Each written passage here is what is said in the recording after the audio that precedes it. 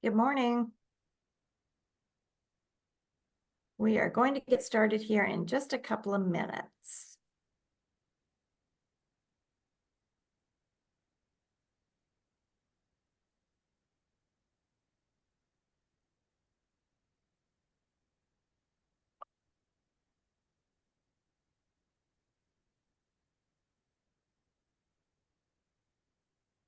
Anybody else getting in?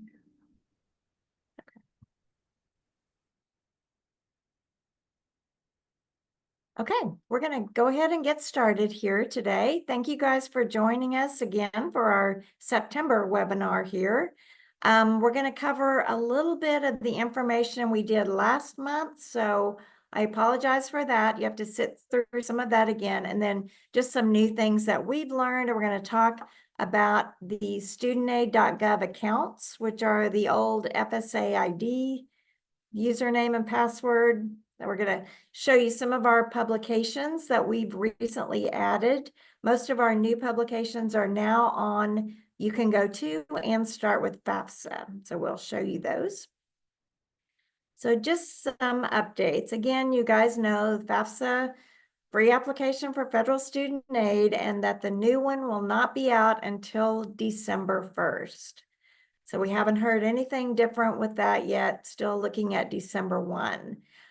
We did learn Department of Education is going to be doing some beta testing with some different schools in different states, some high schools, some colleges, some organizations. They're also going to target some students and parents who are contributing information on the FAFSA, just to kind of give them a couple of months to work out all the bugs and any issues that they come across. Because you remember last year's FAFSA was a little challenging to get through, and there were some issues, and so they want to make sure, the Department of Ed wants to make sure this year that everything is great and perfect when it rolls out in December. So we checked some information. NCAN, the National College Attainment Network, posts information from their FAFSA tracker every week that they send us. And it shows Oklahoma is ranked 40th in FAFSA completion in the country, which is not real great. We're hoping that the FAFSA graduation requirement that now goes into effect will hopefully increase those numbers. But compared to this time last year, we're only down about 10%. So that doesn't sound too awful, but we want to make sure as many students are completing a FAFSA as possible to go to college or career tech or wherever it may be. So this gives you a link to the State Department of Education's website, where they have some information about the law. They have a link here to the opt-out form that we will talk about here in just a minute. So you can find all of that information. And again, just to clarify the years in all of this, which can be a little challenging, but you're going to be working with your class of 2025, and they're going to submit the 2025-26 FAFSA. When the FAFSA comes out in December, there's also going to be the 24-25 FAFSA out there. So just make sure your students are completing the 25-26 application. And again, it's scheduled to come out December 1. We'll keep our fingers crossed. And the families that fill out this form are going to use their 2023 tax information. If you have any questions as we go along here, please put them in the chat. And Robbie Leftwich and Letha Huddleston from our office are going to try to answer everything that they can. And if you want to ask questions directly, we'll do that at the end of the presentation.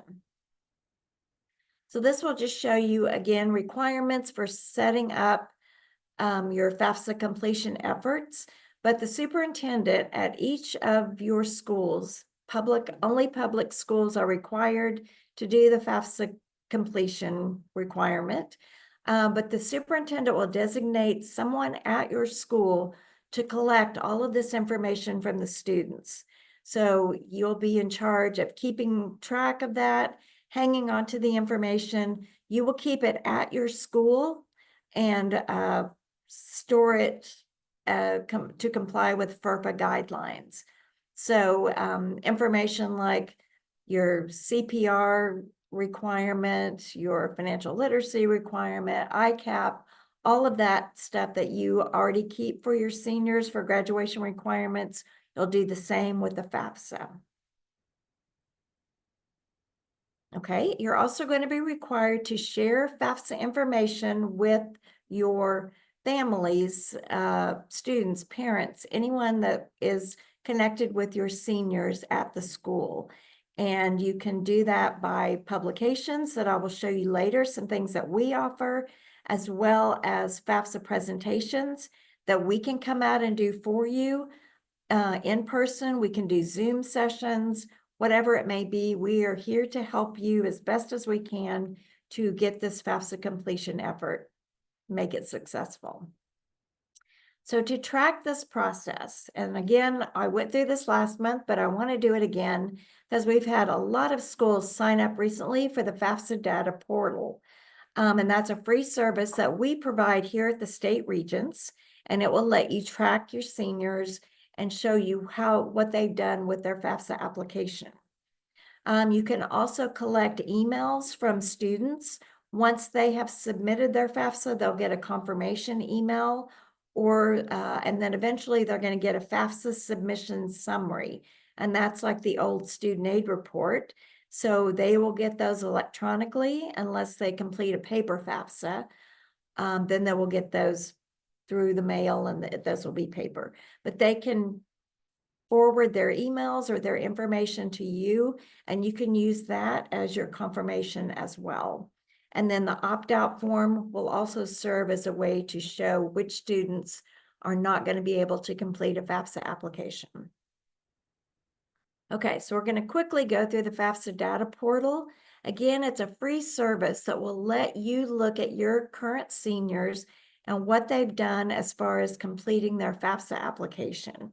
You can find information on it at okhighered.org and go to educators, and then there's a tab for Oklahoma FAFSA data portal. When you click on that, you'll see information shown for how to get signed up on the portal. The links on the right side of the screen are all the forms that we're going to need your school to complete to get everything done and get you all set up. So here's the first thing we'll need, which is the data portal agreement. Your superintendent will sign this. We'll have you, I'm not going to go through everything on each page. It's a lot of legal talk, but it's mainly showing that this information is private, not to share it with anyone, any schools. So, but the superintendent will sign this information, designate a contact at your school that we will reach out to with questions. This page will show the type of information we will need from you for your seniors. And then the last page is a list of the users at your school that should have access to the FAFSA data portal. And this will let you list 4 people. If you need more than that, have your superintendent make a copy of this page and add as many names as you need to. There's no limit to how many people at your school can have access to the FAFSA information. So you will email all of that to me, and my name and information are on all of that, so you'll see it everywhere. And once I receive your agreement, then I will send out a privacy certification to each of the authorized users. And again, this is another way of showing that you as a user will keep the information safe and secure as well. And we'll need you to sign that and submit that to me. I'll also send you a list of instructions for using the portal. And as soon as I get that, then you're going to be able to go in and register your account on the portal. So you will go to okhighered.org/FAFSA web and you will see this page, and you will register, put in your username, which is going to be your school email address, and then you will make up a password. Then you're going to enter your name and the school that you are associated with. And that is all you need to do. Now, we will start sharing FAFSA information in December, since that's when the FAFSA will be released. So I will reach out to you at that point to send us a list of your seniors. Several schools have sent them in now, and that's fine, but we'd almost rather that you wait until the FAFSA is released so you will have a more accurate list of all of your seniors. Because I know a lot of students come and go throughout the year. So you want to make sure you have the most accurate list that you can. So this page will give you information about how to submit your senior information, and we'll send you a template where you can add their information here. We don't ask for any socials, just the student's name, then their date of birth. Gender is optional because gender is not required on the FAFSA any longer. So that's really all you have to do. Put in your district code and your school code, which is the same as your ACT code. And you can upload that, and we'll send you a link to upload that information. And then as soon as everything is ready to go, we will start doing our FAFSA match and send that information out to you. It will be updated at least once a week, usually twice a week. So when you get into the FAFSA data portal homepage, you're going to see all the schools listed, and those that have information by them will show how many students at their school, how many have submitted information. And this is just sort of a general way for you to see other schools that you are maybe close with and see if they've signed up for the portal. But you yourself, if you're signed up, this is what you're going to see. And I'll make it a little bit bigger here. So you're going to see your school name, the student name, again, all the information you provided, and then it will show when their application was submitted, if it's complete. If it's incomplete, you may see if it's missing a signature, that will show up. If not, if there's another reason that the FAFSA did not completely do everything it needed to do when it was submitted, you may not be able to see all of that. The colleges will see that, and they will reach out to students to let them know what they need to do to get their FAFSA finished. But this at least will give you a good way to look at all of your seniors, and you can go back and print this list at the end of the school year and save it, and that can be used as your confirmation for FAFSA completion with your seniors. So hopefully that will be helpful to you. The law says too that the FAFSA must be complete to count as a graduation requirement. So if it says incomplete or missing something, that's not going to count as complete. However, I will say this, you keep this information at your school. So your accreditation officer can look at this information, and then if they have questions about maybe why a student did not complete the FAFSA, they'll bring that up with you. Otherwise, this is information you will keep directly with you. Okay, we'll go back through this. So, okay, now just a lot of you maybe haven't even started anything with the FAFSA data portal. So if you want to sign up and get everything going, you're going to do everything that we just talked about with the completion agreement signed by your superintendent or your school board president. That would be fine too. The superintendent will designate all of the authorized users. I'll reach out to you with the next step with the privacy certifications and all that. And this is if you've never used the portal before. Now, if you have the same superintendent you had last year when you used the portal, and maybe the same users in your school, same counselors, same teachers, whoever had access, you don't need to do any new paperwork. We don't need agreements every single year, only if you get a new superintendent. So the only thing we would really need from you each year is just a list of your seniors. Okay. So now if you have a new superintendent, like I said, he or she will need to sign and complete the FAFSA agreement. And again, designate users at the school, which I'm sure you all can help with that and share who you think needs to have this information. And then I would only need privacy certifications from the new users. If you did a privacy certification 5 years ago and you're still at your school, you do not need to do a new one.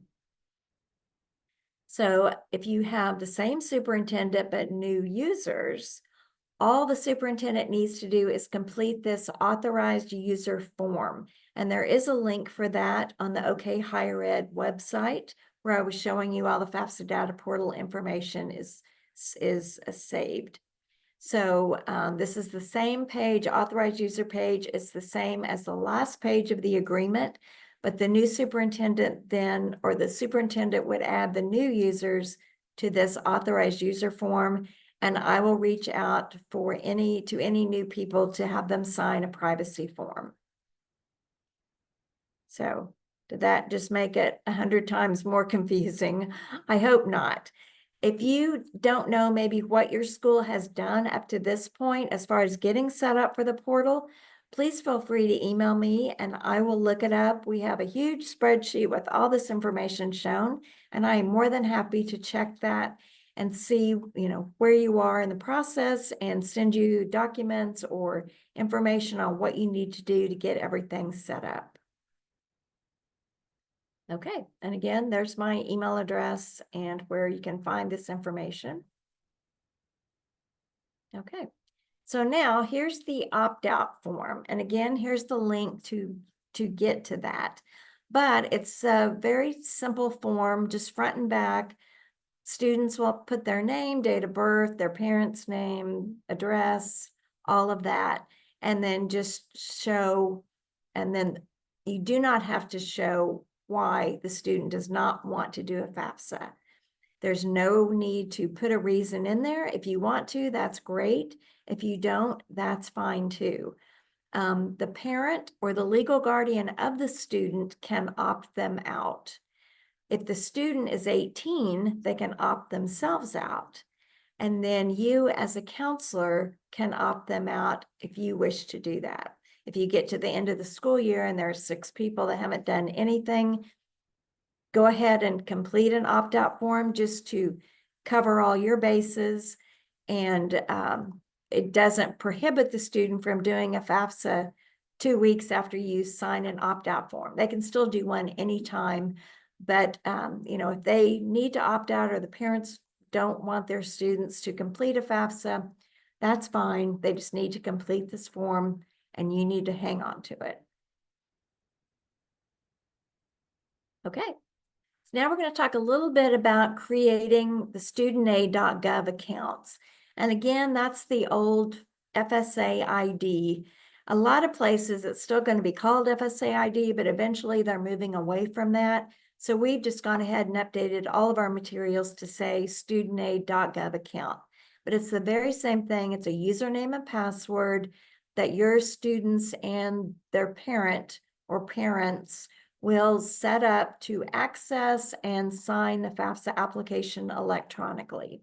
And we have a couple of PowerPoints on our website you can go to, and I'm going to show you just a few things in each one of them. So if you want to use this or direct families to go through this process, they can look through the PowerPoint and get information about setting up their own ID.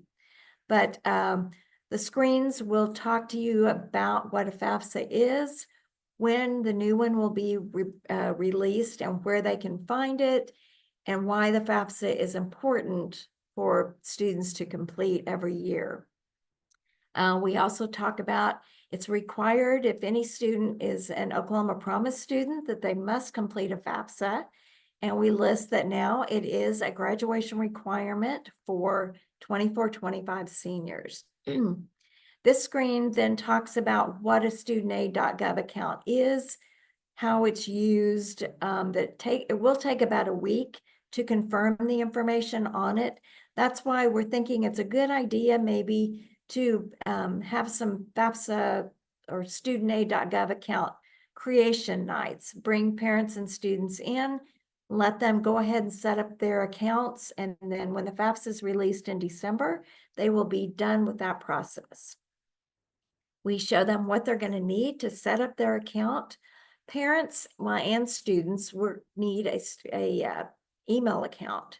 So if they don't already have one, and students should not use their school account, because this will be a way for federal student aid to notify them if there's any information they need on their FAFSA or anything that's connected with this process. So I know once your students graduate, they won't have access to that email. So we want them to use, a personal email.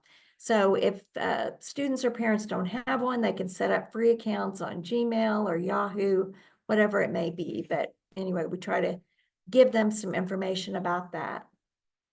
Then we will go through each screen of setting up the account, which I won't go through all those here, but we'll talk about the personal information that's required. This is the PowerPoint for parents with Social Security numbers. We'll go through the other one for those without here in just a second.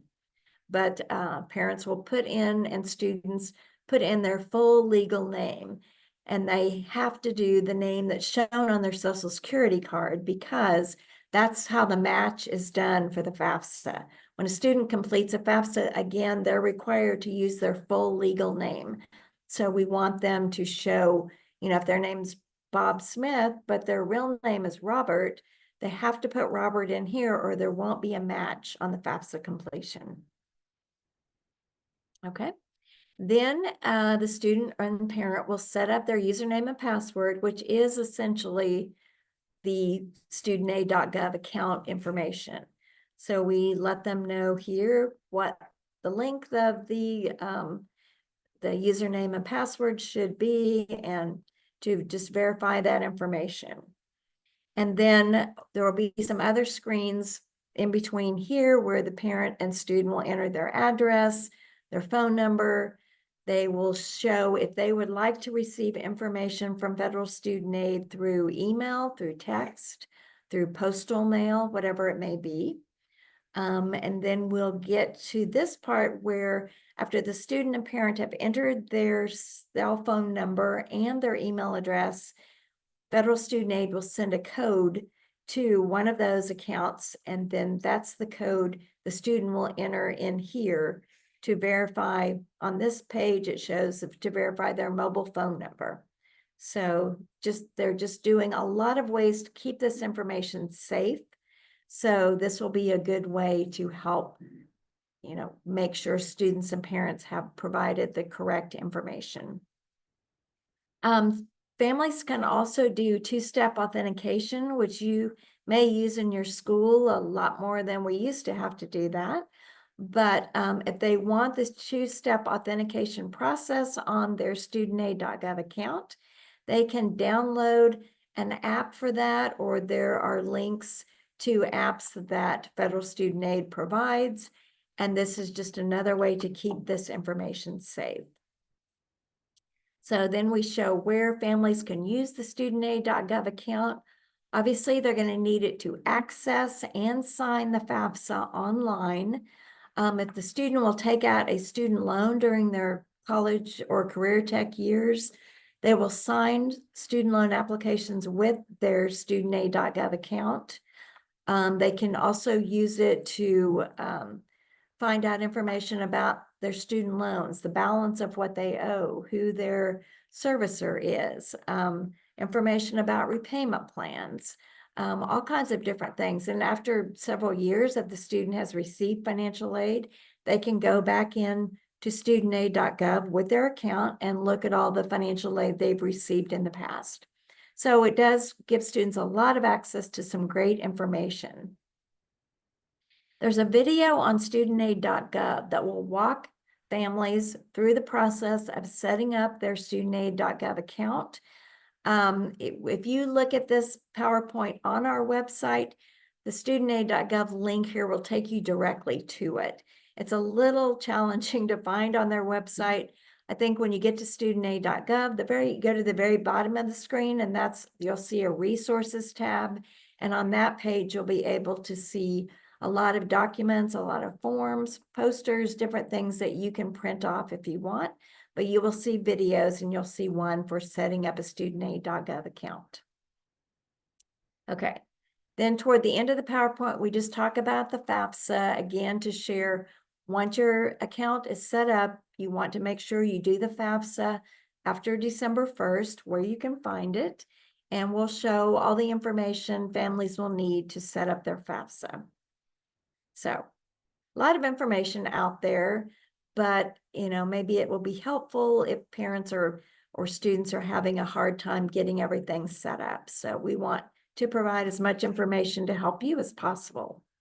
So our other PowerPoint is for parents or spouses of students that do not have a Social Security number.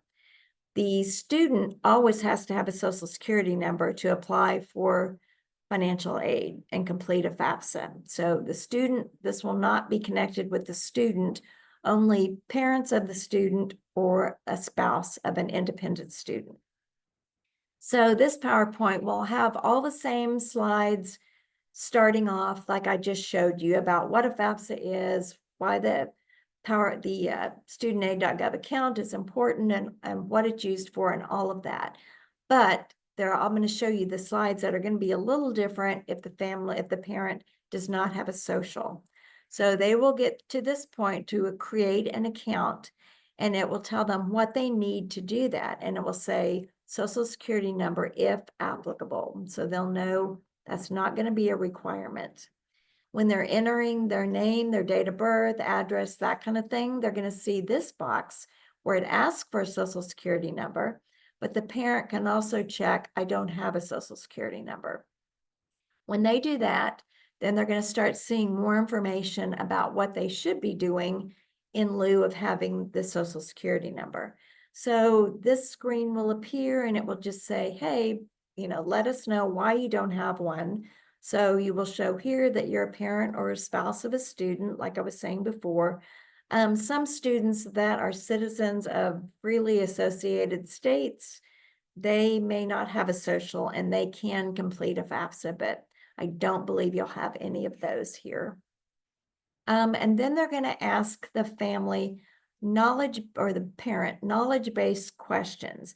And these come from one of the credit bureaus, I think Experian, and they're going to see different questions here, like you would see if you were doing a credit report, where they may say, give you 4 different addresses and say, pick one of these that you've lived at in the past, or show you several different banks and say, which of these banks do you have a relationship with, or whatever it may be. I know the type on this is so small you can't see it, but these are the types of questions that parents would have to answer to confirm their identity. So if they get all those answers, all those questions answered correctly, then their account will be set up and they will have their StudentAid.gov information, and they can go ahead and complete the FAFSA right then and there.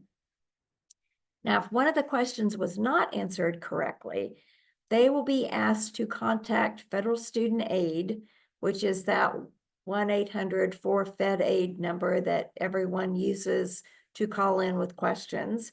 And I have heard that they've hired several new people to man the phones there, because I know it's always very challenging to get through to someone when you have a question.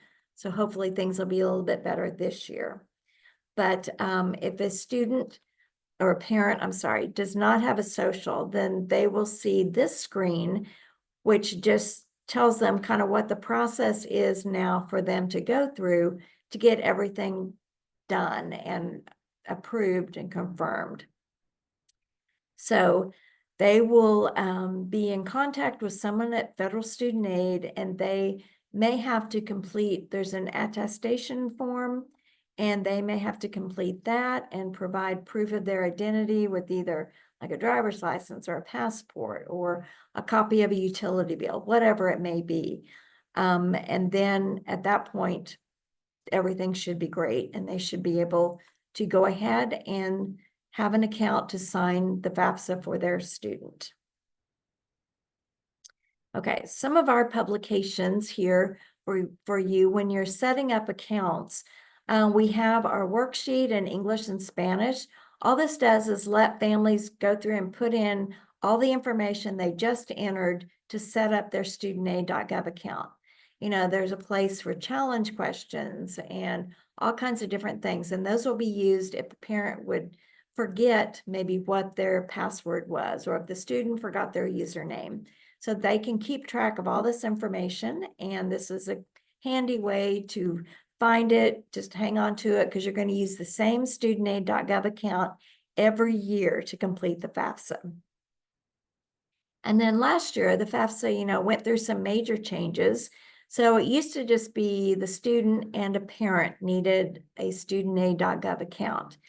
After they made a few changes to the form, now sometimes both parents need an account, or parent and step-parent need an account. So this little handy flow chart kind of walks students through the process if they're dependent, and it will tell them when you get to the end who actually needs to set up their StudentAid.gov account. And all of these are found on our You Can Go To site. So these are really very helpful if you're working with families to set up their accounts. Okay, I know we went through a lot of information there. So hopefully you're putting questions in the chat, and we're almost done. I'm just going to show you some of our resources that you can use to help you through the FAFSA completion process. So these are all the websites that we work with that offer some type of FAFSA information, and I'll quickly show you some different things. You may be familiar with youcangoto.org.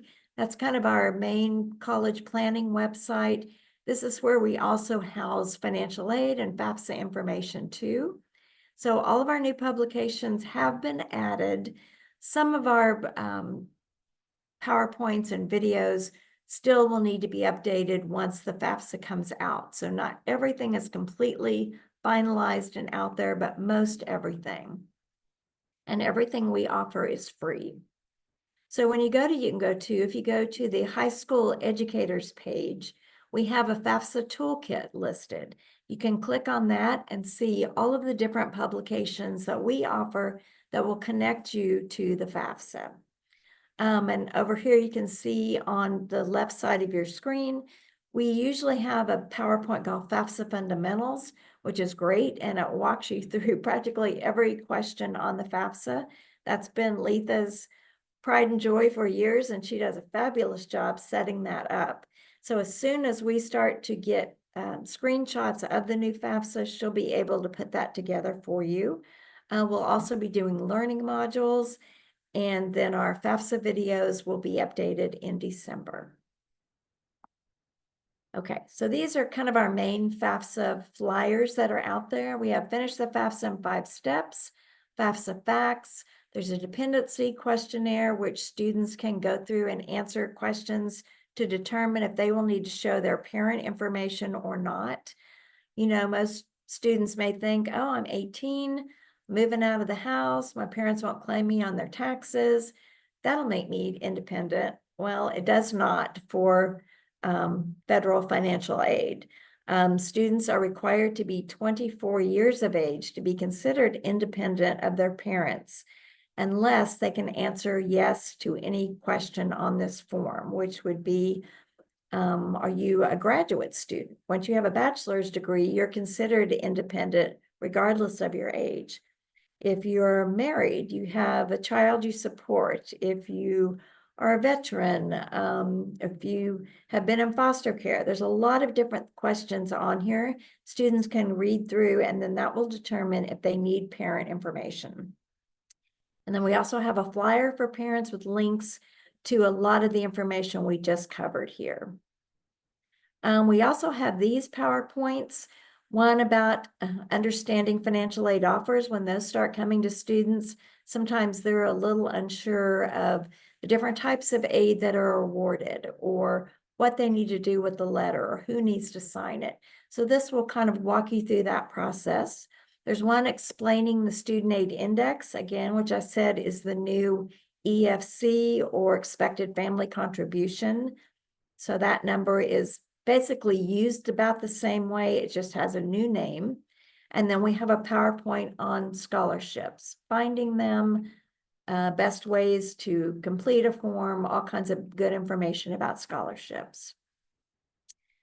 One of our new booklets is called Are You Looking for Money? We've had this for years, but We update it every year and include information that is really great for any students in high school, not just seniors, but we have a page on state scholarships and grants, on federal aid, explaining the different types of aid.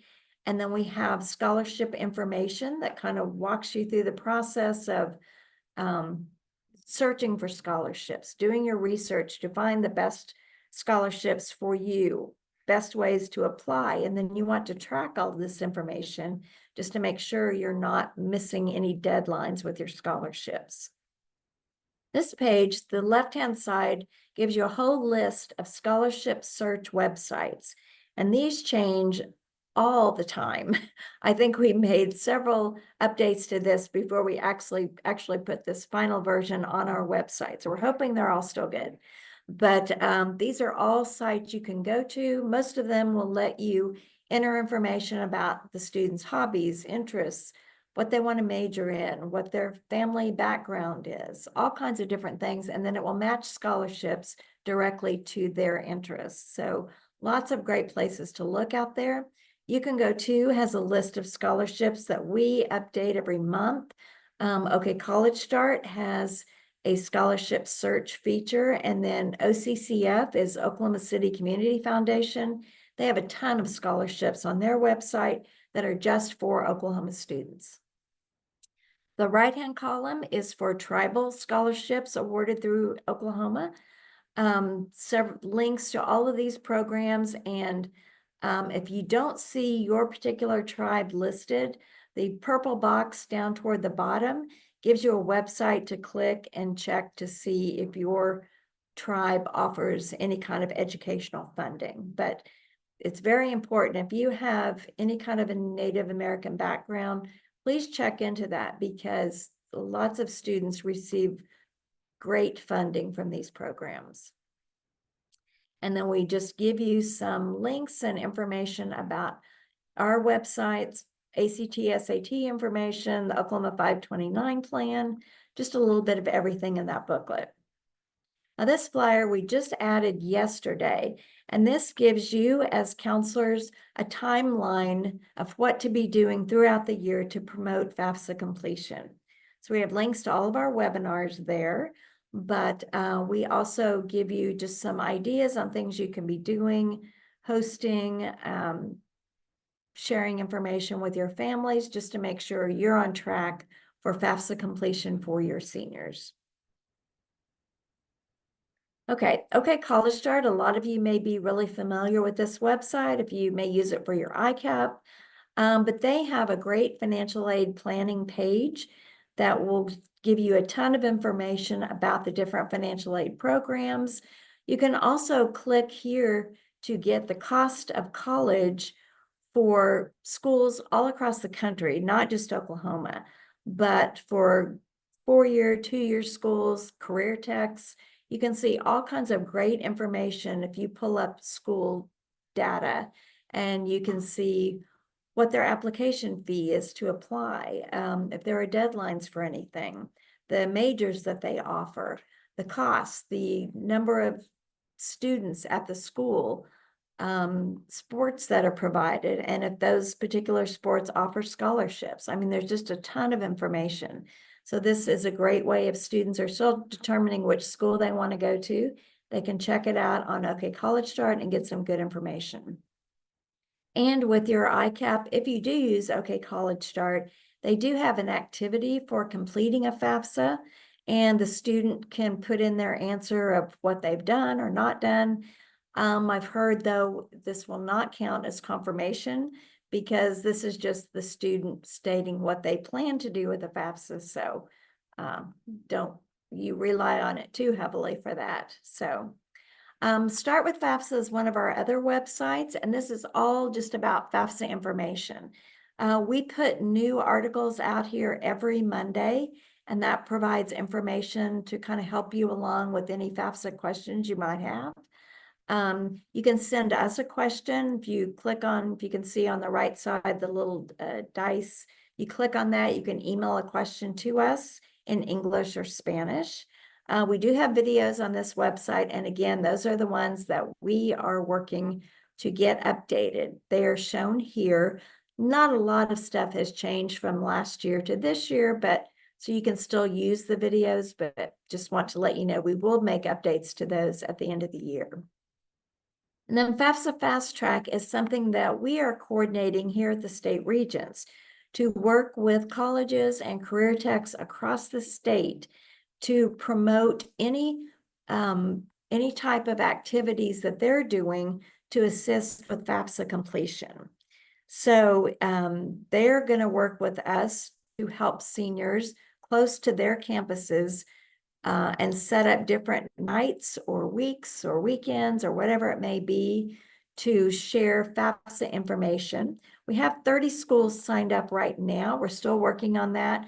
Hopefully in our October webinar, I'll have better information for you on that.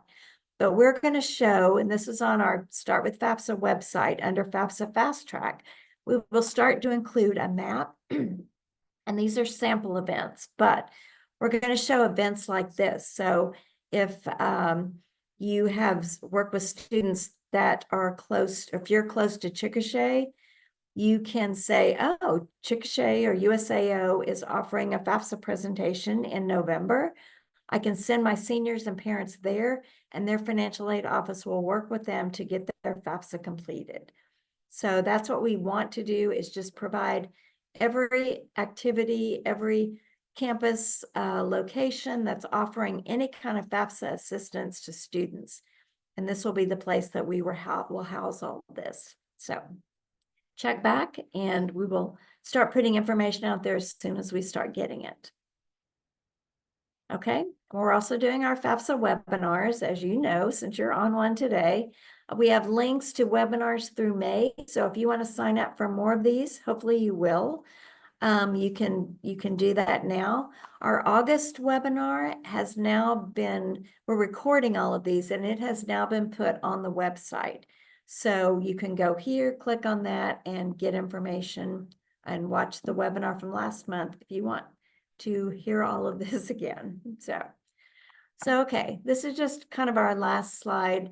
With all the stuff we've shown you, we want to make your job as easy as possible with this. So if you know of any publications, any kind of videos, anything we could do to help you with this FAFSA graduation requirement, please let us know, because we want to make this information available and provide as much assistance as we can. Okay, so if you need to contact us, here's my email address. If you email, you can go to or okcollegestart@ocap.org. That will go to our entire team, so someone will get back with you there. And then this is our team currently that will be doing FAFSA presentations for you. Letha and Robbie, you probably know, and they have been doing this for a while. They'll be great to come out to help your schools. I'll be doing that as well. And we're in the process of hiring someone else, so we'll have a little bit more on our team to make all of this work. So I know they've been answering questions on the chat. Do you want to, if you want to be unmuted, we can do that. And if you have a question, just throw it out there. And, or if Robbie has some questions he wants to share, that's great. Yes, I do. I have two that I want to bring up real quick. The first one is back to the FAFSA graduation requirements. Does the superintendent need to designate any specific person to keep track of that? And if so, do they need to inform the State Department of Education about who that person is? No, I mean, yes, the superintendent will designate someone. It doesn't have to be a counselor or an English teacher or whoever. It just can be whoever he wants to keep track of all of the completion information. And they don't have to share that with the State Department of Ed. But yeah, nobody in particular, just someone that he or she feels would be the best at collecting this information. Okay. The second one that was brought up for schools that have large populations with parents without social security numbers who also don't file federal taxes, what resources are available for those students? Yeah, Dinah, that's a difficult one. It is. We, we, are, I know we're I'm putting you on the trying- spot, sorry. No, that's fine. I just wish I had a really great answer to say, yeah, here are all these resources that students can use, and there just isn't.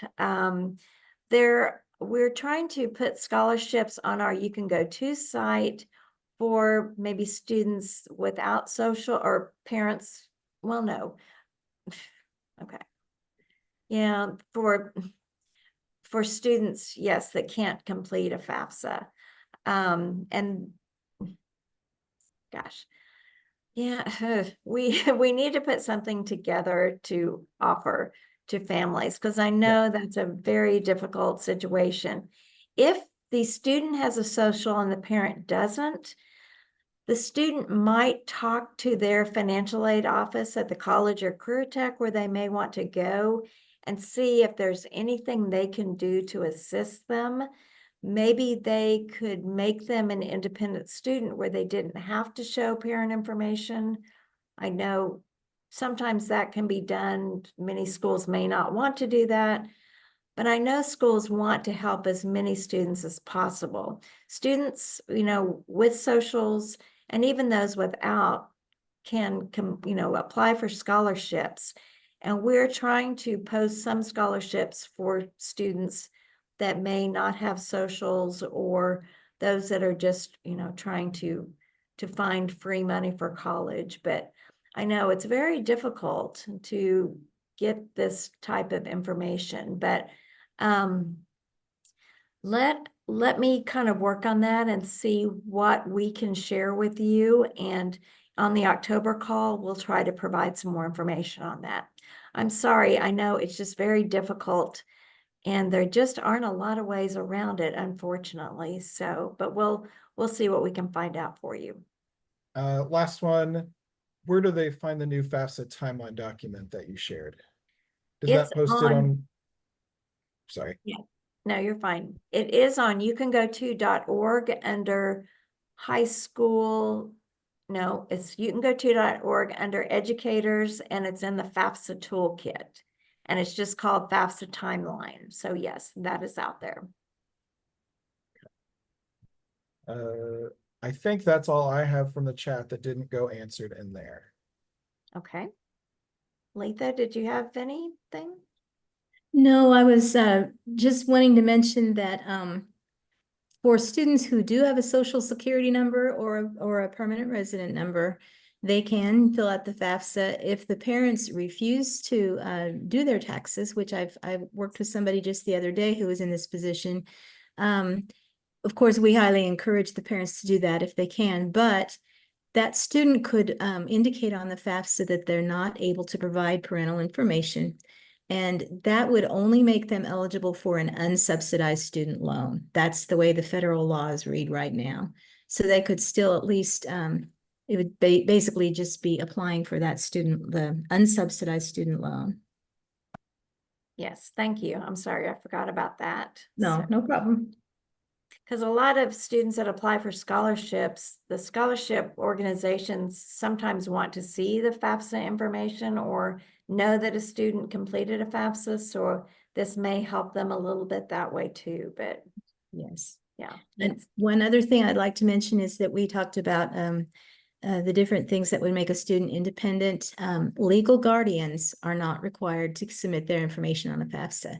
If a student is in a legal guardianship at the time, they would answer yes to that question, and that would make them automatically an independent student, and they would not be required to use their parents' information or their guardians. Thank you. Yes, that's very good to share. So, anybody else have any questions? Okay, well, I appreciate you being on the call. We are recording this, and we'll have this on the website here probably next week, hopefully. So, We just got a couple more real quick, Kelly. okay. Can students get Pell Grants without parent information? If they're considered independent, yes. Yes. But like Letha said, if they just say, I can't enter parent information, then no, if they only get an unsubsidized student loan. Okay. And then there's one in here, it says, for students that utilize the IPSC programs at OU, OSU, NSU that help some of our special education students go to college, will they be able to utilize the FAFSA? Yes, they can, sure. Easy. Yeah. Okay, that's all I see in the chat now. Okay, great. Well, if you come up with questions later, please feel free to email us. We're happy to help any way that we can. And again, this will be posted on our website next week, and we hope to see you again in October. So thank you very much. I appreciate it. Bye-bye.